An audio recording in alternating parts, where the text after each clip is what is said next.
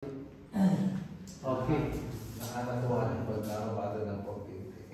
Ito, didiretso tayo. Ang next lesson natin, Abdullah, at last, introduction of definite article and silent vowel letters. Okay. So sabi dito, the Arabic definite article corresponding to the in English is composed of the letters alif and lam. Alif, lam. Okay. So ito yung highlights natin. Alif, lam. Ang alif lam sa Arabic, ang kahulugan niya sa English yung la, o sa akin, sa Tagalog, ang. The book, ang aklat. Okay? So ganun din sa Arabic, lalagyan mo lang ng al. Okay, na ang tawag dito sa dalawang to, alif wal lam. Kasi literally, alif tsaka lam. Yung wal, ano lang yun, at.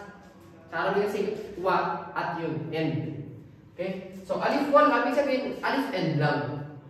Okay? So, it is pronounced by adding the two letters A and L. Pronunciation of al before the noun it is attached to. So, halimbawa, meron kang kutubu. Kutubu. Kutubu. Pag gusto mo lagyan ng ano, sa itong kutubu, meaning niya, mga aklat. Gusto mo gawin ang mga aklat. Magiging al-kutubu. Okay? Kutubu, mga aklat. Al-kutubu, ang mga aklat. Okay? Next, faslu. Room. Itong classroom. Then, magiging ang silid-aralan, al-faslu. Okay, ano kaya naiintindihan natin anong difference na itong tukoy? Kasi ang Tagalog nitong indefinite tsaka definite. Tukoy tsaka hindi tukoy. Nagigit natin yung difference nila. Okay, so para lang sa especially mga brother na susunod dito sa video. Ang difference ng tukoy tsaka hindi tukoy, halimbawa, kumbaga, yung kausap mo, nagkakaintindihan kayo anong tinutukoy nyo, pinag-uusapan nyo dun sa sentence nyo. Halimbawa, so Kuya Jun, nag-usap kami.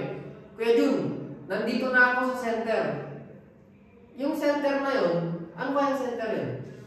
Of course, yung farang dito sa Alcor. Yun ang pinag-uusapan. Alam naman namin yun. Pero pag sinabi kong, Bromoflis, nasan ka? Kuya Jun, nandito ako sa isang center. Nandito ako sa isang center. Kumbaga, it can be any center. Kahit anong center, pag center sa Katarges sa ano. Ayun yung tukoy tsaka hindi tukoy. So ito yung tukoy. Pag merong alif lam, tukoy yun. Alam nyo kung anong tinutukoy. Kinain mo na yung pagkain sa rep. Diba? May kasama ka sa bahay. Kinain mo na yung pagkain sa rep. Alam naman yung pagkain last time, ano lang yung pizza lang. Yun lang yung ano nun. Okay. So, ayun yung tukoy tsaka hindi tukoy. Nagkakaintindihan kayo. Third example. Meron kang word na rajulu. Lalaki. Rajulu. Isang lalaki. Dito, ang basa, ar-rajulu. Gano'n? Ar-rajulu. Nakasadal ra. Sabi dito, if you notice, the lam in the last word for the definite article of rajulu isn't articulated. Hindi daw binanggit yung lam. Hindi daw binanggit yung lam dito sa last example. And is instead replaced by a ra. So, tingnan mo, dito, alif lam, A-L. Dito din, A-L. Pero dito, A-R. Huh? This is because ra is from a group of letters in the Arabic alphabet called huruf shamsiya or sun letters. So, ito na yung binanggit dito sa taas na sun and moon letters. So, umuusan na yung Arabic natin, alhamdulillah. So, sabi niya, ang dahilan daw bakit hindi al-rajulu, bago sa maging spelling niya, ar-rajulu, dahil daw ang ra ay kabilang sa grupo ng mga letra sa Arabic na ang tawag sa kanila, huruf ash-shamsiya o sun letters. Okay? Sabi dito, letters in Arabic are divided into two groups. Ang mga letra sa Arabic, nahahati sila sa dalawang grupo. In relation to the definite article alif and lam. Okay? Pagdating sa usapin ng alif lam, ang letra ng Arabic nahahati sa dalawa. Namely, huruf ash-shamsiya and huruf al-qamariyah. So, ang dalawang grupo na ang tinatawag sa kanila, huruf ash-shamsiya at huruf al-qamariyah. Notes. huruf asyamsiyah, ibig sabihin yan, ang Shams kasi, ito, Shams. Ang Shams sa Arabic, ang kahulugan niya ay is araw or sun. Okay, huruf, ang kahulugan ng huruf ay letters. So, sun letters. Ito naman next, huruf al-qamariyah. Ang qamar, yan naman ay moon. Qamar. Okay? Huruf, alam na natin, letters. So, sun letters, moon letters.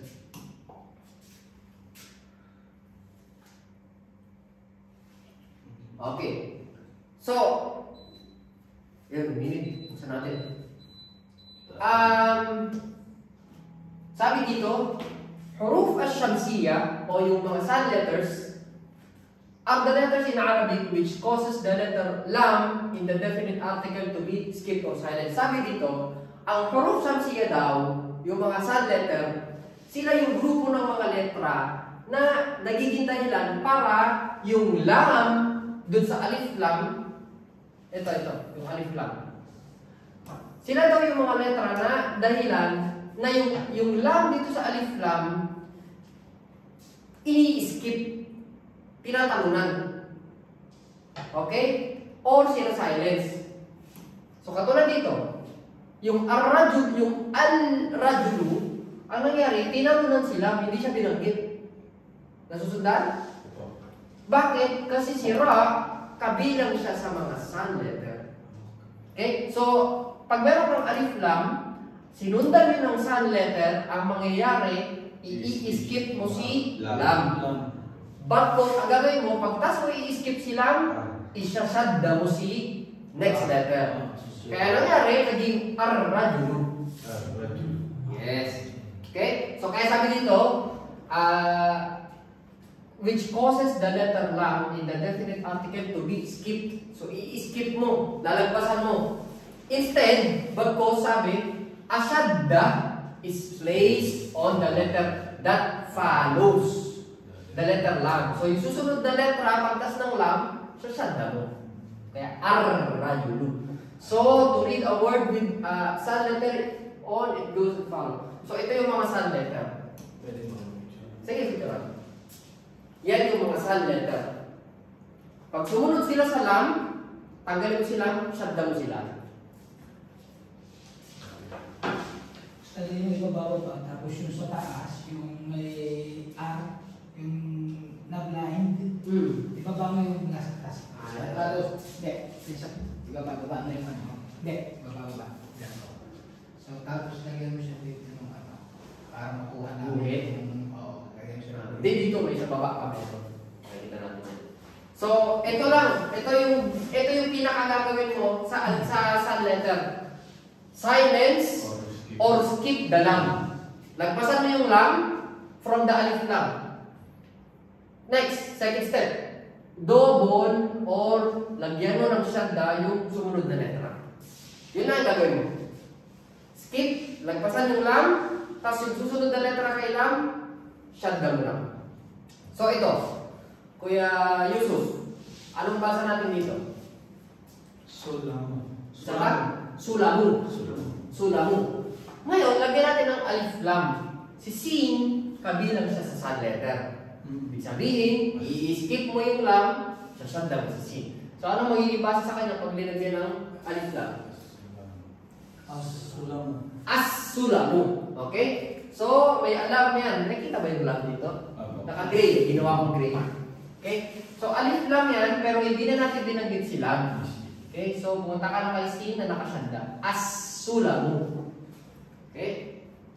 So, sabi dito, ang pagkakasulat sa kanya, alif lam, sin lam mim, al-sulamu. Pero binabasa siya as sulamu. Kung yung tunog yung pagbabasihan mo, ganito yung tunog niya. As sulamu. Pero ang pagkasulat sa kanya, may alif lam. Okay? Ito yung tukoy. Tukoy. Ito yung tukoy. Tukoy yan. Okay? So, ang pagkasulat sa kanya ito, ang pagbasa sa kanya ganito. practice tayo ngayon. Puro alif lang to ha. Puro may alif lang. Tapos, puro siyamsiya to sa letter. Okay, mauna na ako. May example tayo. Alif. Lam. Dito sulat lam. Kasi ang sunod is S lang. okay, S. O Then, S. S. O S. ulit. Fatha. Ha. K. Kaf. Nun. Dum. As-sak-nu. As-sak. As-sak-nu. Ang tingin ko kung bro rin, nasusundan mo. Sino na? Pwede na. Ay, Hindi, kahit sino naman eh. Sino na una? Dalawa lang tayo. Ay, tatatuloy na yun. Kaya mo subukan? Subok. Subukan mo, sige. Nakaka-enjoy na eh. Hindi, maganda na. Lumuusad na kayo. Kung naiwan dito yung mga brother kanina, hindi nila makagigit. Sayang na yung nila. Okay, Asyamsu. Okay, si Kuya Jun.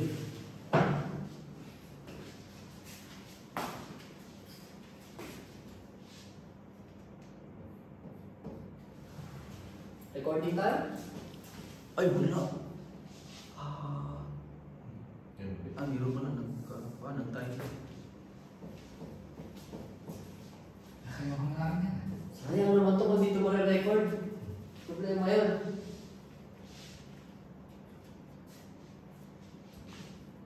Very good. Minsan inaalala ko, malilito kayo sa syempre. Hindi naman na. Sa letter. Sa letter. Sa letter. Kaya dapat kami sa na letter. Yung mga masyada. Wala tong ano. Tama ka. Ito hindi ko narinig.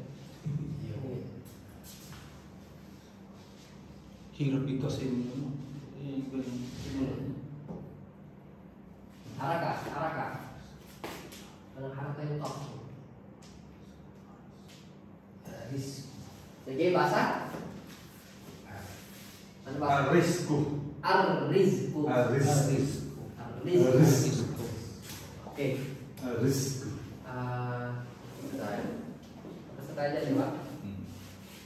Sa ano... Alin tayo? Dito ba? Teka lang, saan tayo?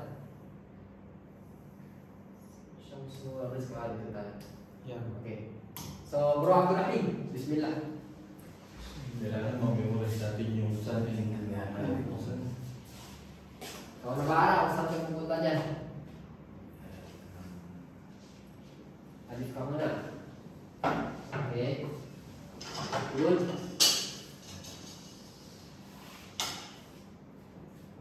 Si Bro Abdurrahim kasi dati naka-attend na rin sa Arabic before pa. Pero napuputol kasi. Yun ang problema pag hindi ka siya. Sige, troubleshoot mo. Ito ang ha mo. Ha. Ha. Okay.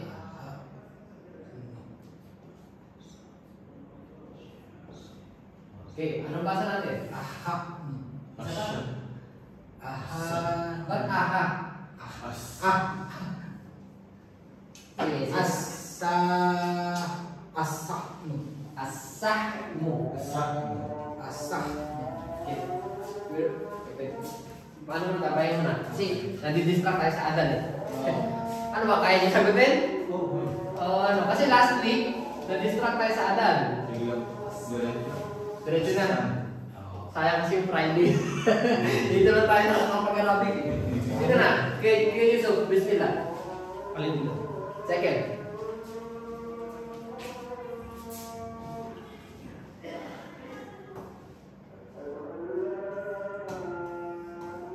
Z. Yung tumutok. Sige, buray mo na lang. Zay.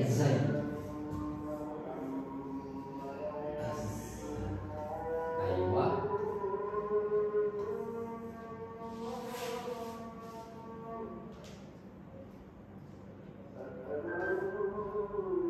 Wala kang makaraka.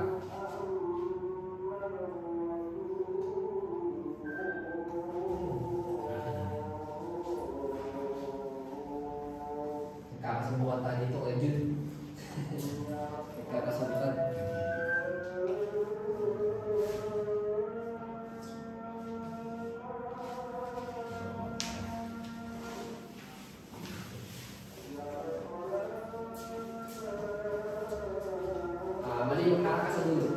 Oh. Basa? Asokro. Asokrofo. Azukhrufo. Asokrofo. Very good. Next.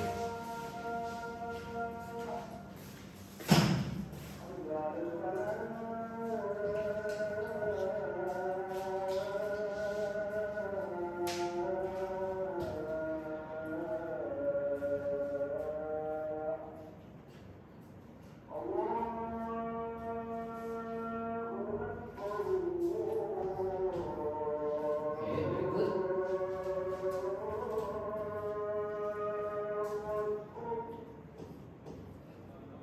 Walang haraka yung ton. Di agad. Walang haraka. May haraka siya.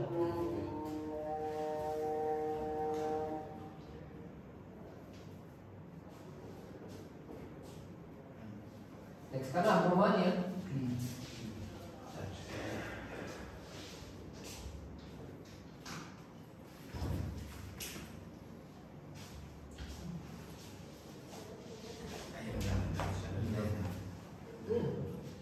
Last letter. Dali namin last letter.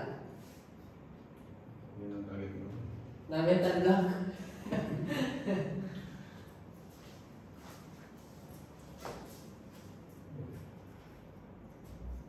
Kanina pa natin yan ginagamit. Isang letra sa baba. Isang letra sa baba. Isang tuldok sa baba.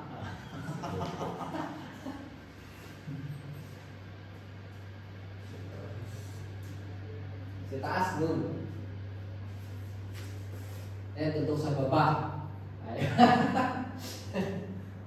Haraka. Basa? Agdarbu. Abdorbu. Berakhir yan lang. Sinakot. Nakakalimutan ng kasunod ng alif. Alif ba? Sabi ko mga kanina, isang tuldok sa baba. Natataas kaya gusto. Yan ay yan bod, ha?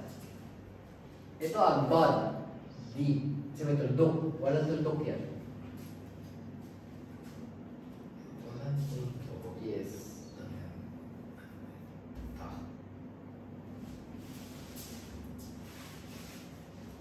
Yan ay letra. Anong letra? Sad. Sad.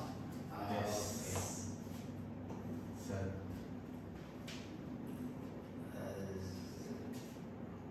Nakakatawa. Alhamdulillah. Nasa mabasa ng syanda, ibig sabihin yan, kasal. Okay. Pag magbubura kayo, ganito, turuan ko kayo. Pag magbubura kayo, mag-start kayo sa malayo. Para matatandyan nyo kung hanggang saan yung tama. So,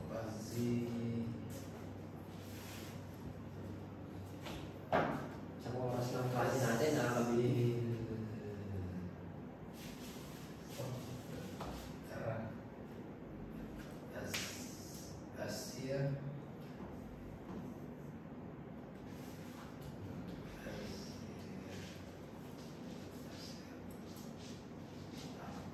Sige, tuloy ko lang. Okay. Any correction? Aserko.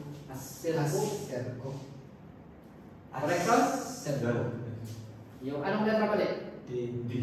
D. Anong papalit yan? R. Yung rock. Raka. Hindi siya rock. D. Yan ay D. dal. Dal. Dal. Sige. Balik. Yan. Sige. Dal. C. D. Dal. Yun. D. Then, Ah. Ko. yun. Alsid. Anong baksak? Asidko. Asidko. Asidko. Okay. Pag sinusulat, dali. No? Pero pag yung hindi mo susulat, direct mo magbasahin. Pero magandang maano na satisfying pag nababasa mo na na hindi mo sinusulat. Pero ito kasi sinusulat natin ngayon kasi may bagong lesson. Yan yung tayo nasusubaybayan yung pagsulat. Okay. Siya ito. Yes. Pero hindi kasra yung nauna sa kanya. So hindi siya man. Magiging mad yan kung yung ya mo, kasra yung nauna. Pero hindi naman, fatha yung nauna. Yung haraka ng sin, fatha. So, as. Okay, then next. Sin. Okay. So, ya na may syanda yan. Ano mag-syanda ulit? Ya. Hindi. Mad yan, mad. Yung logo. Yung syanda, yung dinidiinan nila pa.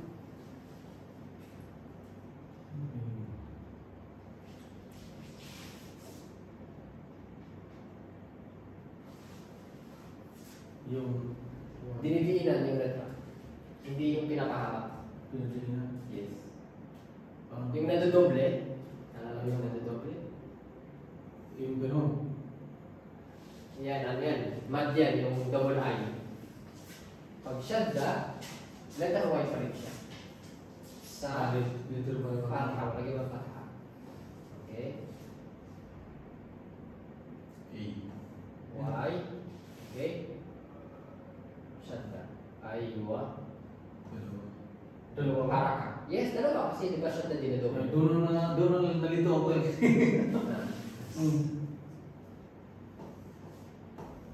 Okay, ano basa? As yado. Hindi. As sayido. As. Sige. As sayido. As-sayyidu.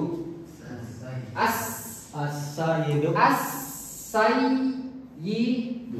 As-sayyidu. Okay? Ito yung syadda. Okay? Dinodoble yung letter. Hindi siya yung mad. Yung kanina gagawin